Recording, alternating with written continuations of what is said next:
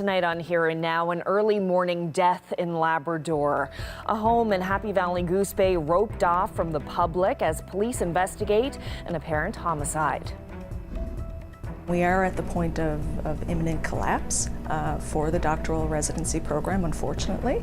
A MUN program that produces young psychologists could be reaching its breaking point. Prepping your grill for a backyard barbecue, some cities and towns on the Avalon are now under a fire ban. What you need to know about it.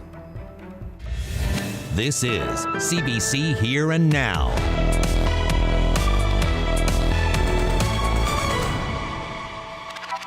Good evening and welcome to Here and Now. Police in Happy Valley Goose Bay are treating the death of a 43-year-old man as a homicide. It happened at a home early this morning, though police say there is no threat to public safety. Residents should expect a police presence in the Lyle Street area while the investigation is underway.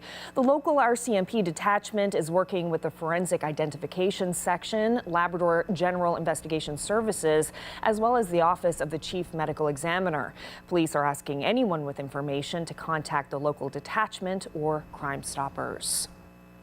Well, back on the island, the RCMP says one person is dead after a crash on Veterans Memorial Highway this morning.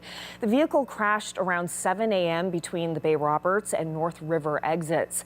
The driver, who was the only person in the vehicle, died at the scene. The RCMP and the Office of the Chief Medical Examiner are now investigating. Well, the RCMP will soon be serving Fogo from afar. Starting in September, a part-time officer posted in Gander will use a helicopter to get to the island during emergencies. But Fogo Island's mayor says getting to the island isn't always easy. You could be waiting in the lineup for an hour or 2 hours because it takes her 3 hours to make a trip, hour and a half each way. So you could be waiting 3 hours in the lineup. Could take possibly minimum 4 hours. And in helicopter, we had an emergency at the hospital there one time this summer, and at the end we had to give it up and send the patient on the ferry because we could get him to Gander quicker on the ferry than we could get a plane. So this is not satisfactory for us. Mayor Andrew Shea worries the temporary arrangement could become permanent and says a lack of police presence on the island will have people living in fear. The town plans to hold a protest next week. We're not done with this story. More of my conversation with the mayor of Fogo ahead in about 30 minutes on Here and Now. Well, 3 people in Corner Brook have been arrested as part of an ongoing effort by the RCMP and RNC.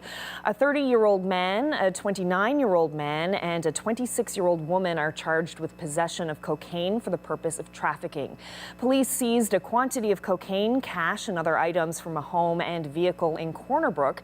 JFO West carried out the investigation. That's a task force of officers who target drug trafficking and organized crime on the West Coast.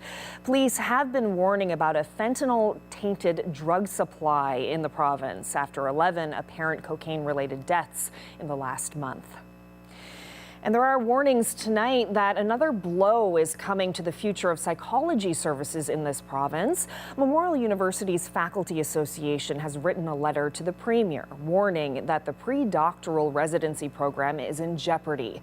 This on the heels of a CBC story which revealed 36 clinical psychology vacancies in the province. Here Now's Ariana Kelland sat down with the clinical psychologist and supervisor of that program, Lisa Morse. At this point, we are at the point of imminent collapse for the doctoral residency program, unfortunately.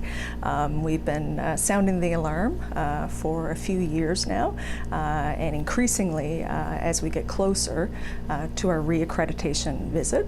But at this point, we are reaching the point of imminent collapse of the program. And why is that?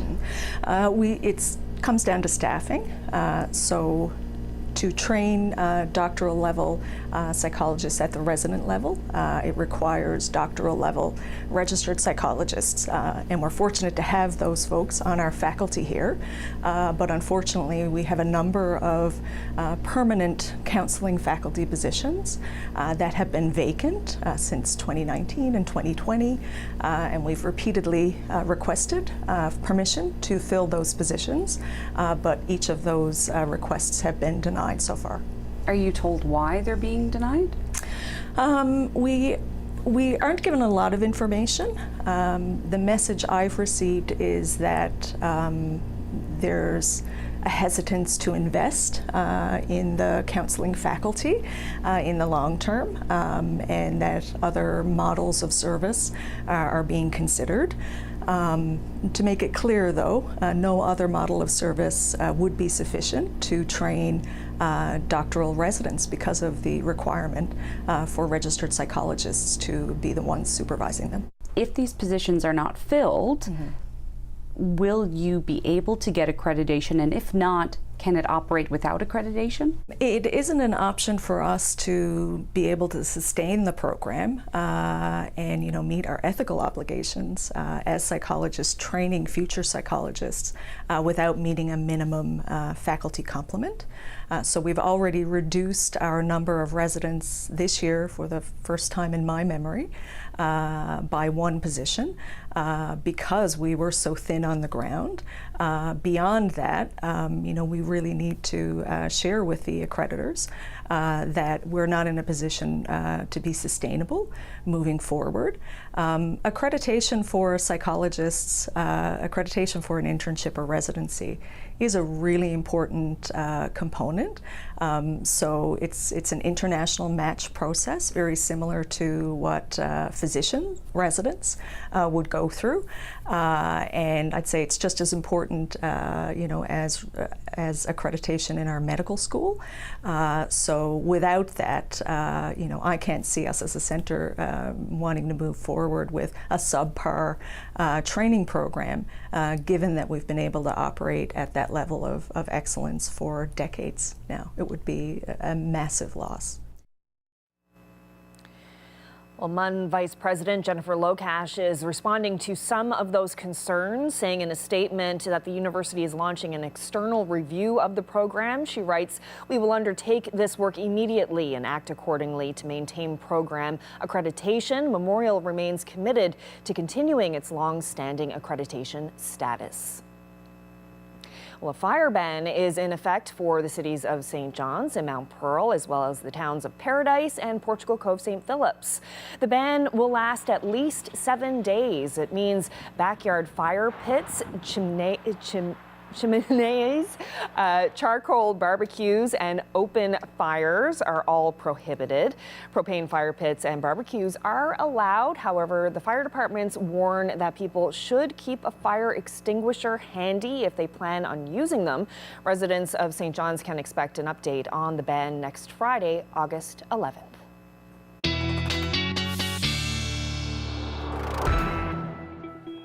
Well, with that fire ban in place, I thought we'd take a look at the fire hazard map across the province. Now, no surprise, Labrador for the last couple of days has been seeing rain, so you're low for the most part, though. Warm temperatures mean that southeastern portions of Labrador will see a high risk of fires, and then, hazard, I should say, of fires. And then we've got across the island generally between medium to high and even very high in some areas, particularly around the Northern Peninsula and Bonavista North. Now, it has been fairly dry out there. If we take a look at some of the precipitation totals over July, 81.6 millimeters of rain. Some of these were actual just, high amounts in just a couple of days. But the average is about 91.6 millimeters, so about 10 millimeters below what we would typically see. August so far, I know we're only 4 days in, but we haven't seen any precipitation. Now, as we head through the next couple of days, especially through the weekend, the rain will continue up across Labrador. And then as we head into Sunday, it does look like some more rain will make its way across the island. This will bring potentially some thunderstorms with it as well, but I will break the whole weekend forecast down for you when I come back. Thanks, Ashley. Construction is continuing on the new Marine Atlantic Administration building in Port aux Basques. Today, cranes began lifting the concrete walls into place. Marine Atlantic says the new building will get all of its administrative functions in the town under one roof and will be built with durable and environmentally friendly materials in the wake of Hurricane Fiona. The building is expected to be finished by next summer. Well, Beagle Paws says it's busier than ever. Shelter manager Sandra Whiteau says they now have over 100 dogs in their care and the shelter is full. She says pet ownership has changed over the years and increasing food and housing costs have led to more surrenders and fewer adoptions. When I started 16 years ago, we were primarily hunting dog rescue, and that's what we saw. Beagles have become pets, living in home and just not used for hunting in this province. But I think the shift has been that, a beagle is not for everybody. There's also, the other issue of people not being able to find affordable housing where they can have any sort of pet, and the economy and the costs associated with it. We get a lot of that now as well. Well, acrobats, balloon artists, and stuntmen are just a few of the performers taking the stage or the street at the St. John's downtown Busker Festival this weekend. Geared for audiences of all ages, the festival aims to captivate people who are there to watch or just passing by. Here now's Talia Cleot went down there today to check it all out.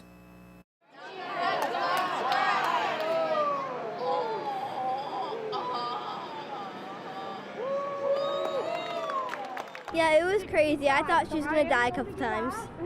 That kicks off the annual St. John's Downtown Busker Festival. For 18 years, the festival has brought together international, national, and local buskers, celebrating the unique form of performance that turns the street into a stage.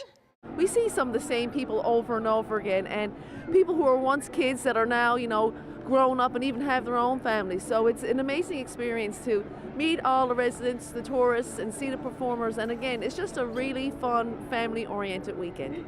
This year, the festival features 9 different acts and activities, including face painting and stunt woman shows.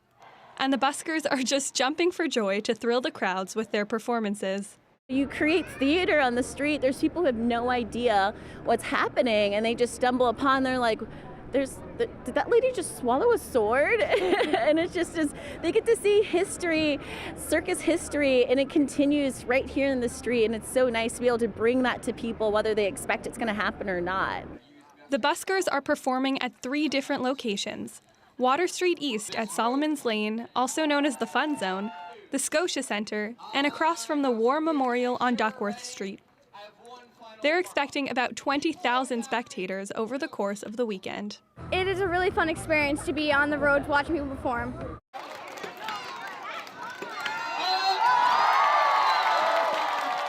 If you want to busk in its glory yourself, the festival goes on until 9 p.m. tonight and continues from 12 to 9 p.m. on both Saturday and Sunday. Talia Cleot, CBC News, St. John's. That is impressive. Well, staying with fun and entertainment, gamers have a new place to go in Corner Brook. A new arcade just opened in the Valley Mall with 40 years and 8 generations of games and consoles. Forever Gaming offers games like Pac-Man, Halo, and the original Mario. We went for a tour of Forever Gaming with the owner and his customers. Really good. I really like it here. Amazing. It's such an amenity for like a small community like Corner Brook. So we're in the Valley Mall, and this is the game center that we've set up for people, and we're surrounded by retro video games and consoles spanning from the 1970s up to modern day. Well, I grew up playing games my entire life, starting with the Commodore, and I understand that there's a great value in playing the original games on the real machines and hardware, and I think it's important to be able to share the games with the younger generation who can't necessarily afford to spend $1,000 on a real Commodore 64. So we believe the Game Center is a great opportunity for people to come out and pay a really reasonable fee and to be able to tap into an exhaustive games library. Just Dance, and it was pretty fun. It's a dancing game when you go with a friend or just by yourself and you do the moves it shows on your TV screen. So for me personally, it's important to provide a space for people Growing up, we always had pool halls and arcades. There were always small business owners who provided a spot for us to gather with our friends and just enjoy each other's company. And we don't have that in our society now. There's very few places for young people to go. And so, I personally believe it is important to have a safe space where families can come in, talk about games together, and just experience all this stuff.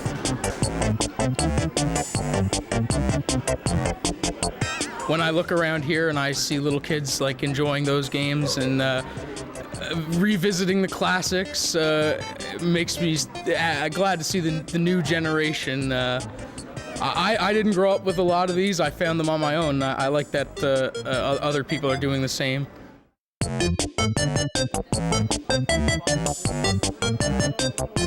We're trying to keep our prices very reasonable so it's accessible to youth and families, and we just hope it's sustainable and people will come out and support the Game Centre going forward.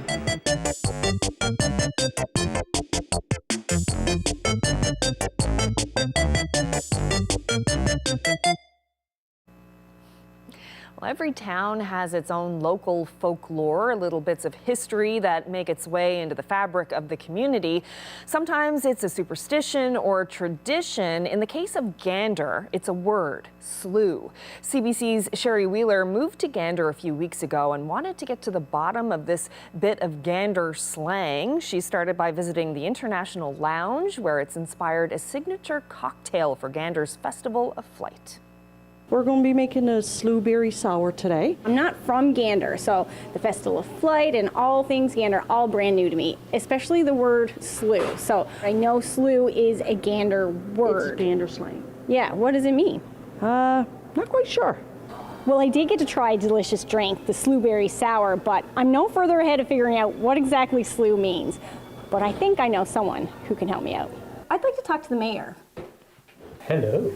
It's been being used since probably the 1960s in Gander it started amongst young people, and still it seems to be transmitted through the generations because kids today still go around saying slew, which is typically said that way. It's typically. Can you just say that again? Typically said in your falsetto voice, right? Slew. At one point in the late 1960s, there was a guy who had witnessed. Someone at his father's place of work had witnessed a couple of carpenters working, trying to erect a wall, and a plumb bob was being used to improve the verticals, right? So the carpenter's assistant was holding up the plumb bob, and if the wall was not quite vertical, then if it's slightly off center, it's slewed, S-L-E-W-E-D. That was a fairly common term for that. And the guy that was using the plumb bob probably had a high-pitched voice, and whenever a stud was being erected, it wasn't quite vertical, he would say slew and indicate the direction that it was off in.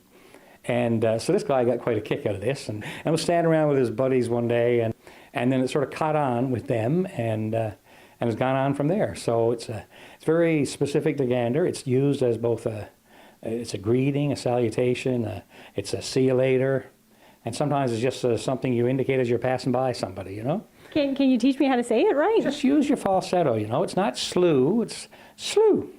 So, slew. Sounds great. So a transplant like me, when can I start greeting people like that? Anytime at all. Slews are welcome any time at all. It's just, you know, it's very localized. I don't think I've heard it used by anybody anywhere else. Well, Mayor Farwell, thank you so much for helping me with this. Oh, it was my pleasure. Okay. Slew! Slew! Well, it is a beautiful evening out there. Live look outside the studios here. Some fog in the distance. We're going to see more of that as we head through the next couple of hours, and some rain on the way. We'll get into all the details coming up.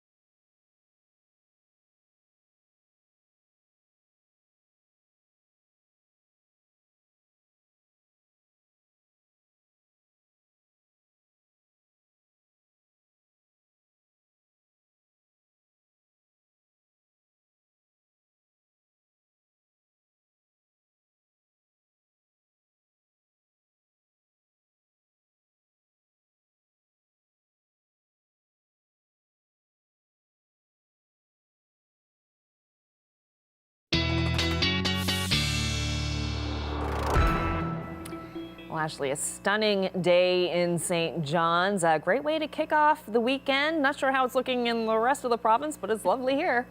Yeah, it certainly is. Temperatures this afternoon, to me, kind of a perfect summer day. Not too hot, not too cold out there. 21 degrees is where we topped out in St. John's. A little cooler, though, to the south, only about 16 this afternoon in Cape Race. But as you head towards even Terra Nova and through Central, 25 degrees in Gander, 27 was the hot spot, and that was in Badger. And even along southeastern portions of Labrador, you're seeing those temperatures into the mid to upper 20s, 26 degrees in Mary's Harbour. Now you head to the west coast, or the western portion of Labrador, Lab City only at 14 degrees today, and Nain at 10. That was the cool spot for the day today. Just taking a live look outside right now. Another beautiful evening out there. We're at about just under 2 hours, just over 2 hours, I should say, until we see sunset. So that golden hour certainly out there. Temperature now 18 degrees. You factor in that humidex, feeling more like 21, so not a whole lot of humidity out there. Quite comfortable. Those winds out of the south-southeast around 15 kilometers per hour. We take a look at where we're sitting right now. It is still an absolutely gorgeous evening out there in Gander at 25 degrees, 22 in Stephenville. Burgeo even seeing a lovely day today. Lots of sunshine, 20 degrees today, and down to about 8 in Nain. So your temperatures over the next couple of days are going to stay on the cool side. However, we will still see some warmth out there, but we do have lots of shower activity up across Labrador. The rain that is happening now will continue for those of you in Lab City. And as far as the island is concerned, it's a beautiful day. Lots of sunshine out there, a little bit of cloud cover, but that is starting to end, or at least move out. And the only thing we will see that replaced by is a bit of fog patches as we head through the overnight tonight. And we've been seeing that for the past couple of days, so tonight is no different. We should see generally clear skies for the most part. Low-lying areas across the island likely seeing some temperatures into the single digits. Otherwise, most of us will stay in the double digits tonight. Again, increasing cloud, though, for the Avalon. We may even see a few scattered showers. Likely not too much, but that chance is certainly still there. Labrador, you're going to see your showers spread east as we head through tonight. Here's your temperatures: 8 degrees in Nain, otherwise between 12 and 15 across the rest of the big land tonight. Light winds for the most part. That is what is going to allow those temperatures in low-lying areas across the island to dip tonight, along with those generally clear skies. But overall, between 10 to 14 degrees as your overnight lows. Now into tomorrow, expect the fog patches to dissipate as we get into the afternoon hours. We should see plenty of sunshine. Now it may stay cloudy for the first couple of hours in the morning for the Avalon, and again that risk of a few isolated showers, but then the skies should clear as the day goes on. Up across Labrador, you're still looking at that chance of showers.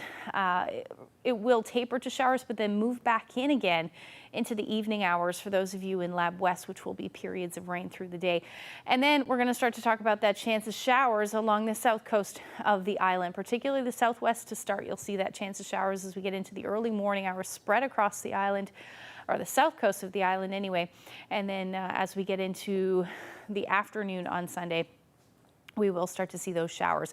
So we're talking about totals between 10 to 15, or 10, trace to 5 millimeters for most of us, but along the south coast you will likely see 10 to 20 millimeters of rain, and parts of the Avalon, including the metro area, will likely pick up about 5 to 10 millimeters of rain by the time that is all said and done. Here's your temperatures for tomorrow: about 20 degrees, so another lovely day. Southeast winds between 15 and 20 kilometers per hour. Those southeast winds also mean that if you're towards the coast in southeast facing wind, or southeast facing coast, you will likely see those temperatures a tad cooler than that. But otherwise, as you head towards Clarenville, Bonavista, your temperatures will be around 22, 23 degrees. A little bit warmer than that as you head through Central. You'll also feel just a tad bit of humidity in the air, especially towards the west coast. So, 23 degrees in Corner Brook, but it may feel more like 25 or 26 through the day. Your winds out of the south around 10 to 20 kilometers per hour. The northern peninsula will also see those temperatures into the 20s, as will southeastern Labrador. Winds will be about 15 or 20 kilometers per hour, but still a beautiful day with lots of sunshine. And then again, that cooler air staying very much in place for northern Labrador, but Happy Valley Goose Bay, 25 degrees tomorrow with a few peaks of sun. We will see the rain move back in though as we head into Sunday. Like I said, we'll get into those details when I come back. Come to fall, maybe September, our units will be moved to Gander, and they would work at a Gander, and they would do patrols when the numbers allowed in Gander. Fogo is losing its law enforcement starting in September, what it means for emergencies and the police presence on the island. The mayor will share more of his concerns. That's coming up next.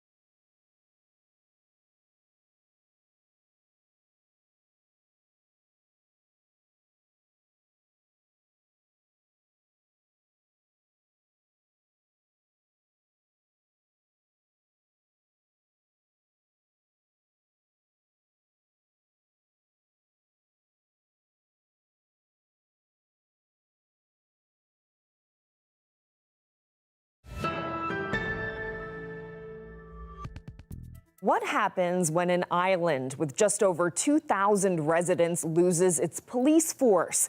It appears the community of Fogo Island is about to find out. The RCMP has told Town Council that come this fall, it will no longer have officers staffed at the detachment. Instead, they'll operate hours away out of Gander. Now, this is a disturbing development for Fogo Island Mayor Andrew Shea, who joins us now. So, Mayor Shea, can you explain what you were told about how much of a police presence there will be on your island in the fall? Well, we were basically told that this would be a temporary thing, but we're not so sure of this being temporary because there's a shortage of policemen. But we were told that come the fall, maybe September, our units would be moved to Gander, and they would work at a Gander, and they would do patrols. When the numbers allowed in Gander, they would come out sometime and do some patrols. And if there was an emergency, they would come out by helicopter in the night or plane, to get there fairly quick because we are on an island where we're a ferry and things like that. But, we've been dealing with this situation with the hospital where the doctors have been a shortage, and helicopters and planes very rarely come here. They're always not available when we try to get somewhere. So if there's an emergency on, we don't see this happening, And you found this out at a recent meeting. Was there any consultation with the town prior to this decision being made? No, we had a meeting with a group of 3 police officers came out. We sat down and had a group, and they basically told us what was going to happen. Like we were going to lose our police officers now in the fall, and sometimes we may get them back for a short period of time, depending on what was on the go. But other than that, they would be working at a Gander, and we'd be left on our own, basically. Can you paint us a picture of what the response time would be like for an emergency if officers had to drive there, then take the ferry, or take a helicopter? Yeah, well, to come on the ferry would be an hour's drive from Gander, 50 minutes on the ferry, and that will get you to Fogo Island. But when you come out to the ferry, you'd have to be there just when she's leaving. You could be waiting in the lineup for an hour or 2 hours because it takes her 3 hours to make a trip, hour and a half each way. So you could be waiting 3 hours in the lineup. Could take possibly minimum 4 hours. We can't go without it here. We got to have a police presence here. We're an outport community. We're an island. We're different in most places, but we have a big tourist industry. We have a big fishery. This island is booming. This is one of the places in Canada where an outport is doing really well. And this kind of stuff really hurts you if you lose your police force. If there's no police presence, what happens if there's a break-in or a robbery or a drunk driving accident or a domestic disturbance? Yeah, that's something that we're talking about. Is a plane going to come from Gander? There'll have to be a plane in Gander for every minute of the day. If we have a disturbance like that, are they going to fly out? I don't think so. And not only that, but if there's a major accident on the highway here on Fogo Island, the fire brigade will respond. So they will be left with the sole responsibility of taking care of that scene because the police usually takes care of the scene while they do their work. So they're going to have to do the police work and their own now, and it's only a volunteer service we have. And of course, residents will know that there are no police officers on the island. So what are your concerns on that front when it comes to impaired driving and that sort of thing? Yeah, people are pretty good with impaired driving here, but the concern would be in the wintertime. When you get a snow, people would have a tendency, I think, to go on the road with skidoos and four-wheelers and things like that. And that's a danger. Because if you're coming to Fogo Island, everybody's going to know it because they know you're coming on the ferry and they know you're leaving on the ferry. So they'll just wait till you're gone or, while you're here, they'll be good. And when they leave, then, it's open season, I think. What are you hearing from residents about this? I understand that there's a protest being planned. Yeah, well, the council planned it because we're going to give the population of Fogo Island a chance to hear what they want to say. We're going to have a little demonstration in front of the police station on Thursday. At 6:30, that's August the 10th, and hopefully we get a lot of people and some people who will present some ideas of why it's going to be difficult for them, the seniors, the hospital, the school, why this is going to be tough on them, And one thing that does make Fogo Island different is that there's a very high-end luxury hotel there. Rooms cost thousands of dollars per night, celebrity guests, that sort of thing. It's really a destination for the very wealthy. And soon it will also be an island with little or no law enforcement. And I can't help but think that kind of sounds like the makings of a movie plot. Yeah, it does. But we got a hotel that's bringing in a lot of people. Not only does it bring in people to stay at the hotel, but it brings in people to see the hotel. All our bed and breakfasts are filled. We got a co-op that's doing $50 million in business, with fishery. We got 3 fish plants here on the island. It's going full steam this summer. We got people brought in to work from other countries. We're really doing well, but all of this kind of thing kind of stifles things, Well, Mayor Andrew Shea, I appreciate you sharing your concerns with us. We'll see what happens with the protest as well. Thank you so much for your time. Okay, thank you. Now, we reached out to the RCMP for comment on this story. A spokesperson says the detachment building itself will remain on Fogo Island, but that the RCMP is experiencing real pressures in terms of recruitment. The statement reads, in part, we must adapt to ensure the police officers we do have are placed where they need to be to best respond to crime and calls for service from communities. It goes on to say that other detachment areas have greater needs in terms of crime and calls for service, and that any potential resource changes are to be considered temporary as we continue our recruitment efforts.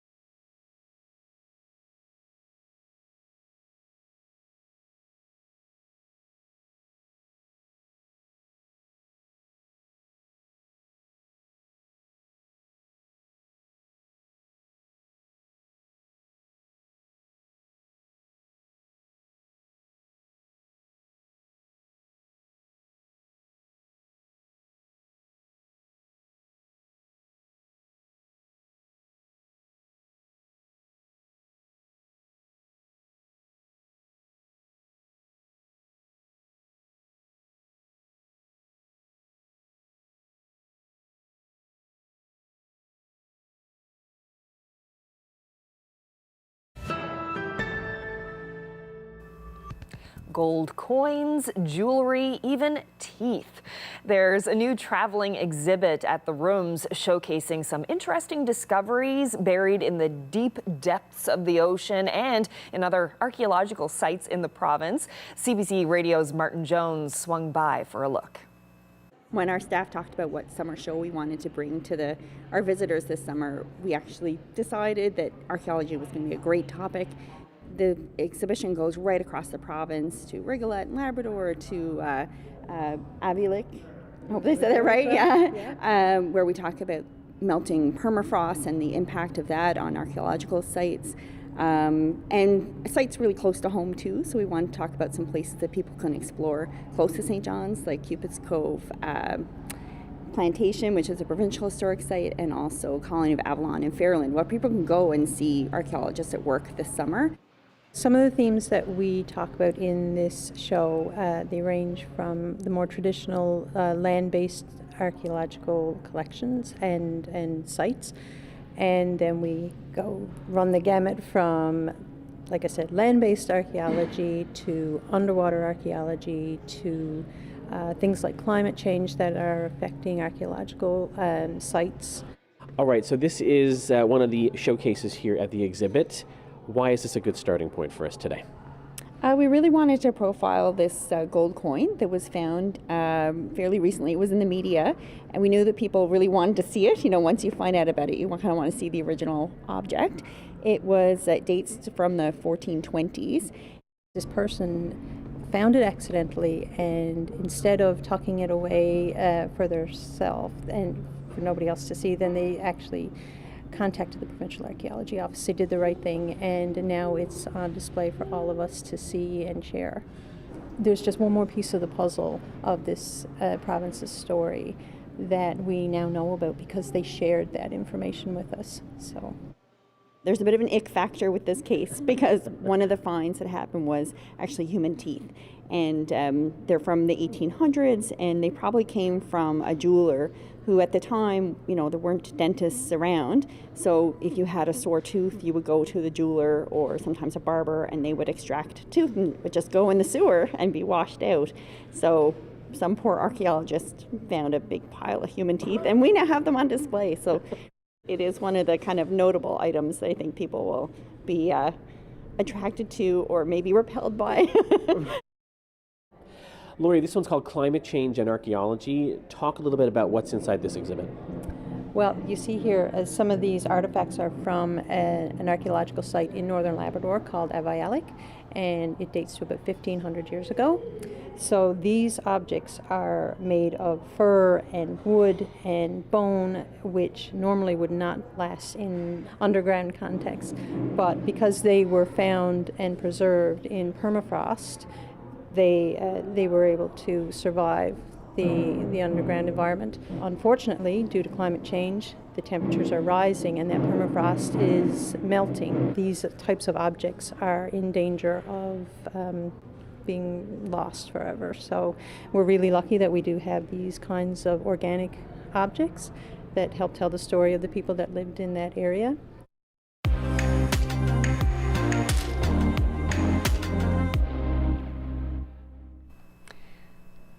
Well, Halifax is hosting Eastern Canada's first Black Music Festival. Crescendo Fest kicked off today with local artists gathering for a number of workshops. The festival is designed to give Black music artists the chance to network with others in the music industry. Organizer Micah Smith says along with great music, the festival also focuses on educating artists on how to grow their careers.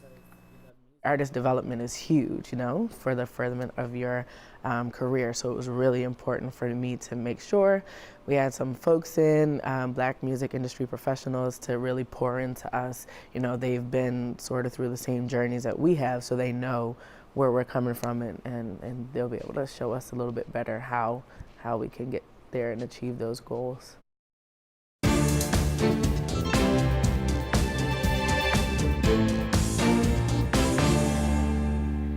Cleanup is underway in parts of southern Ottawa after Environment Canada confirmed at least one tornado touched down there last night.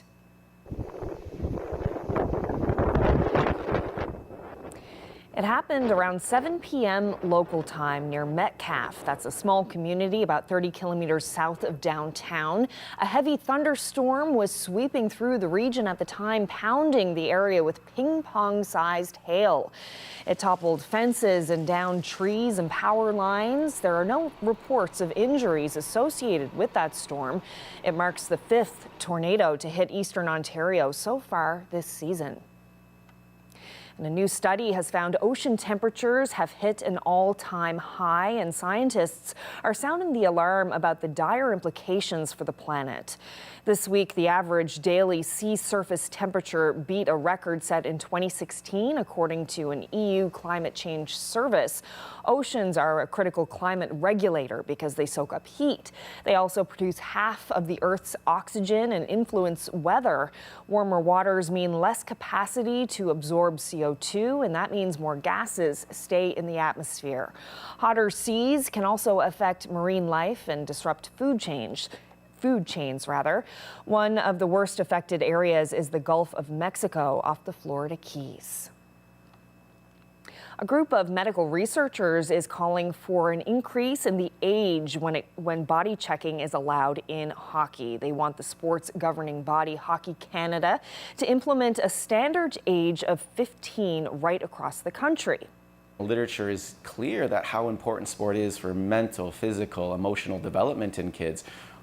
But we're balancing that to the inherent risk of sports. And if there's something that we can do to mitigate the risk of sport, I think we owe it to the kids to provide that for them. The University of Ottawa did a review of research into sports-related concussions and body checking.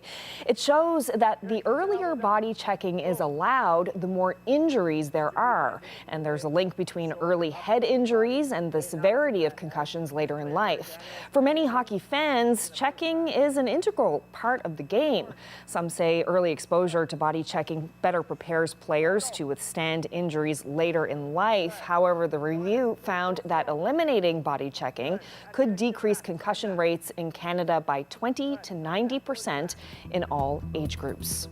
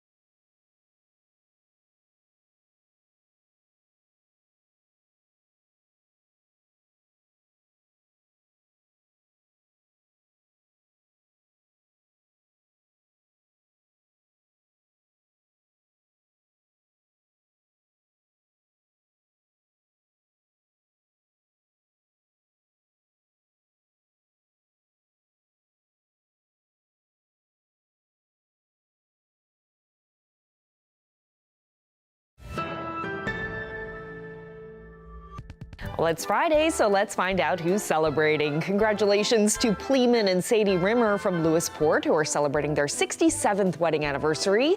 Happy 66th anniversary to Alice and Gerald Wheeler of Corner Brook. Anna and Richard Louvel of Labrador City are also celebrating 66 years of marriage. Wishing Marjorie and Robert Hiscock of Happy Adventure a happy 50th wedding anniversary. Yvonne and Boyd Park are celebrating 50 years together today. They're from Cox's Cove and now live in Corner Brook. Happy 71st wedding anniversary today to Joan and Graham Butt of New Harbour. Happy 59th wedding anniversary to Winston and Palma of Shearstown. And it's a 50th anniversary for Paul and Gertie Ryan of Mount Pearl. Congratulations. Best wishes to Ben and Maudie Nee of Corner Brook, who are celebrating their 64th anniversary. Ruth and George Colburn of Carbonear are marking 54 years of marriage. Happy 58th anniversary to Patsy and Jimmy Howell from St. John's. And it's a golden anniversary for Clarence and Joyce Seward of Gooseberry Cove. Wishing Sam and Marilyn Hollett of Burin Bay Arm a happy 60th anniversary. Happy 70th anniversary to Walter and Ann Reed from Norris Point, from your children and grandchildren. Congratulations to Walter and Shirley LaCour of Holyrood on their 60th anniversary. Happy anniversary to Les and Gladys Rideout. Their 55th is tomorrow.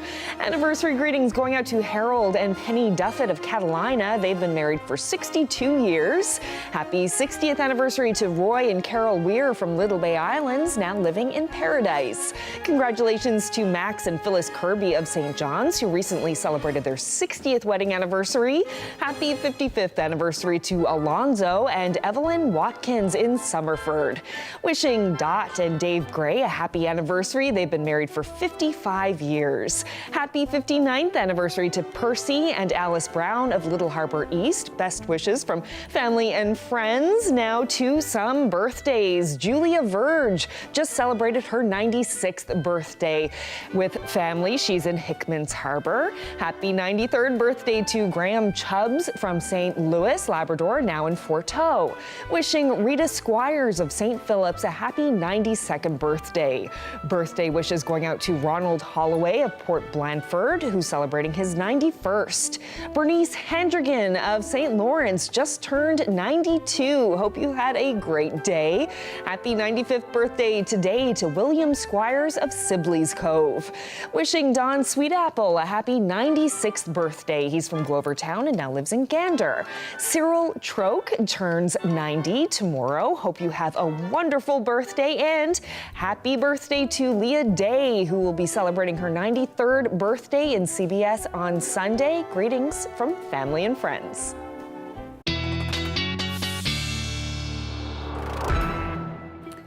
Another fine crowd. Congratulations once again to everyone celebrating. Yeah, and we're not done with the birthdays. Oh.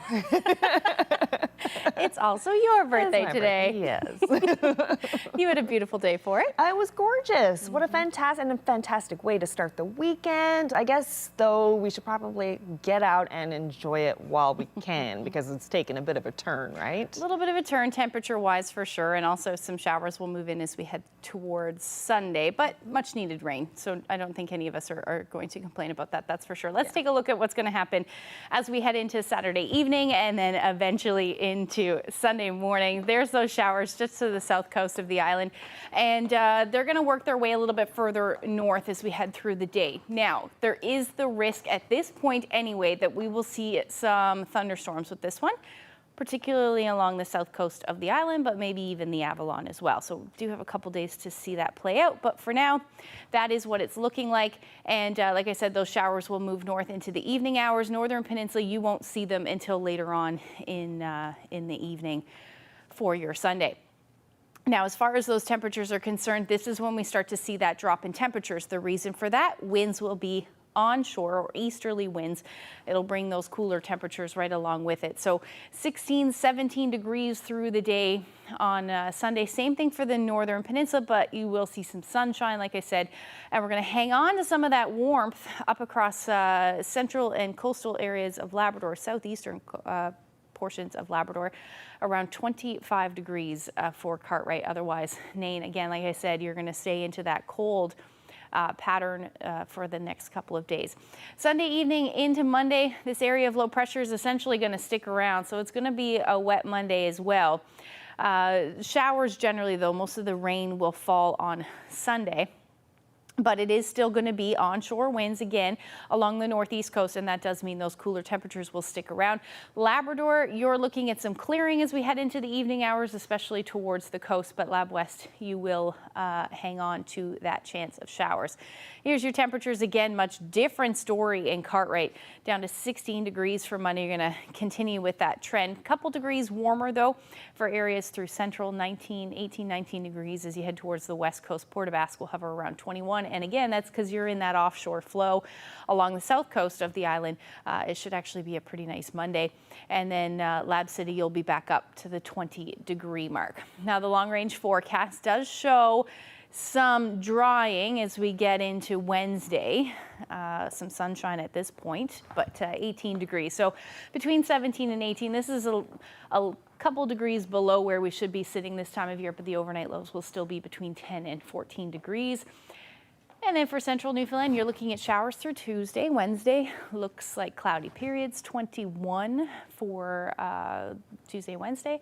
And then for western Newfoundland, you're looking at your temperatures between 21 and 22 as we get into midweek next week.